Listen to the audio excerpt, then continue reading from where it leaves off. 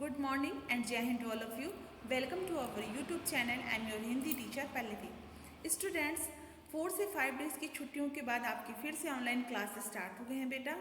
और I hope so कि आप लोगों ने बहुत ही इंजॉयफुल मस्ती के संग इस फेस्टिवल को मनाया होगा, दीपावली, जो अब आपके बीत चुके हैं।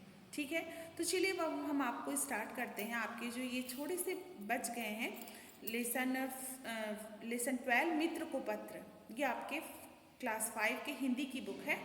मित्र को पत्र में मैंने थोड़े से भागों को आपको समझा दिया था और थोड़े से कुछ बच गए थे। तो चलिए आज हम उसको क्लियर कर देते हैं कि मित्र को पत्र में क्या क्या बातें समझाई गई हैं और क्या आपको बताया गया है। ठीक है, तो चलिए हम स्टार्ट करते हैं मित्र को पत्र। देखिए बेटा, ये आपकी क्लास 5 हिंदी की बुक है। ठीक है, लेसन 12 मित्र को पत्र, ये मैंने आपको पूरा समझा दिया था। जो आपको पिक में दिख रहा है मैंने पूरा पढ़ के अच्छे से समझा दिया था। इसमें ये बताया गया है कि आकाश में उड़ते हवाई जहाज़ तो आप सबने कई बार देखा, तो हवाई अड्डे के दृश्य बिल्कुल सामने से, बिल्कुल एकदम पास से देखने का जो दृश्य होता है उसकी बात ही कुछ और होती है। बस ये सारी बातें आपकी इस कहानी में समझाया गया है। ठीक है, तो चलिए हम ये इनको तो पढ़ के आपको समझा दिए। और अब हम यहाँ पर आपने जो अभी यहाँ पर देखिए फर्स्ट लाइन है, मैंने सोचा था कि रेलवे प्लेटफॉर्म, ठीक है, यहाँ से लेकर के नीचे ये पूरी है यहाँ तक कि, और वे अपने साथ गुलदस्ते हाथों में संभाल लेते। जो भी उतरते जाते थे, जो यात्री, उन्हें गुलदस्ता जैसे कि लोग लेकर के आते हैं ना सगे संबंधी खुशियों से, तो वो उनके हाथों में थमाते जाते थे। और उसके पास से जा कर के पूरे विमान के पूरे दृश्य को देखना तो बहुत ही अच्छा लगता है। तो बस यही सब बातें हैं। चलिए मैं स्टार्ट करती हूँ यहाँ से। मैंने कुछ लोगों के हाथों में बैनर उठाए हुए देखा। बैनर जैसे हाथ में ऐसे बैनर उठा के खड़े रहते हैं, जो अपने ड्राइवर को या फिर किसी और को भेज देते हैं, किसी काम में अगर बिजी हैं कि आप जाओ मेरे ये, उनको आप पिकअप कर लो, उनको आप ले करके आओ। ठीक है, तो वो बैनर लिए रहते हैं। पिताजी ने ये बताया कि ये लोग किसी ऐसे यात्री को लेने आए हैं जो, आई ना वो बात है ना, आप अगर उन्हें पहले से बैनर को आप पढ़ लेंगे, समझ जाएंगे कि यानी ये बैनर मेरे लिए लेके आया है, तो आपको समझ में आ जाएगा। इन बैनरों को पढ़कर वो पहचान, सिर पर सामान उठाए कुली भी हवाई अड्डे पर नहीं दिखाई देते। वहाँ सबको अपना अपना सामान स्वयं उठाना पड़ता है। एक ट्रॉली होती है, ट्रॉली पे आप लाद सकते हैं अपना सामान।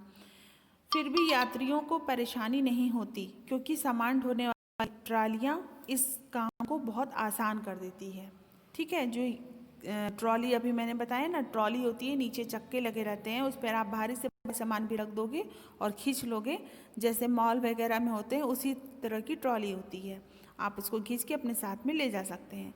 देश विदेश के लोगों को पहनावे, खुशी खुशी एक दूसरे से मिलते लोग, एक के पीछे एक सामान से लदी हुई आती ट्रॉलियाँ एक अद्भुत दृश्य प्रस्तुत कर रही थी। मैं कभी इधर देखता तो कभी उधर।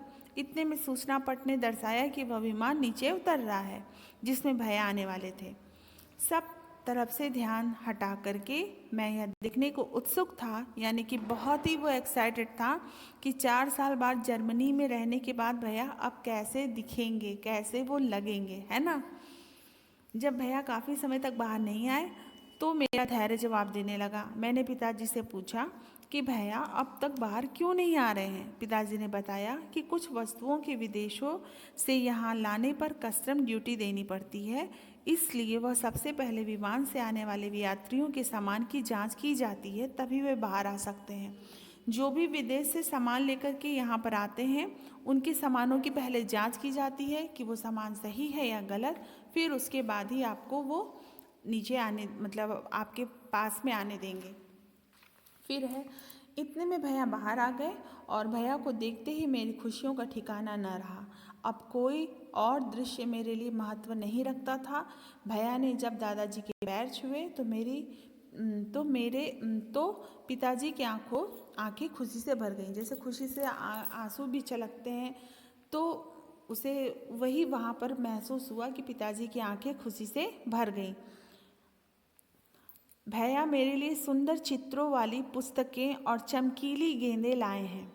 तुम्हारी परीक्षा समाप्त हो चुकी होंगी कुछ दिनों के लिए यहाँ आ जाओ। वो अपने फ्रेंड को कह रहा है कि तुम्हारी परीक्षा समाप्त हो चुकी होंगी, कुछ दिनों के लिए तुम यहाँ आ जाओ, हम दोनों मिलकर उन पुस्तकों को पढ़ेंगे और उन गेंदों से खेलेंगे। अब पत्र लिखना बंद करता हूँ क्योंकि मुझे भैया खाने की मेज़ पर बुला रहे हैं। वो अपने मित्र को पत्र लिख रहा था, तो वो बोला है कि मैं अब इस लेटर को जो लिख रहा हूँ मैं उसे बंद करता हूँ।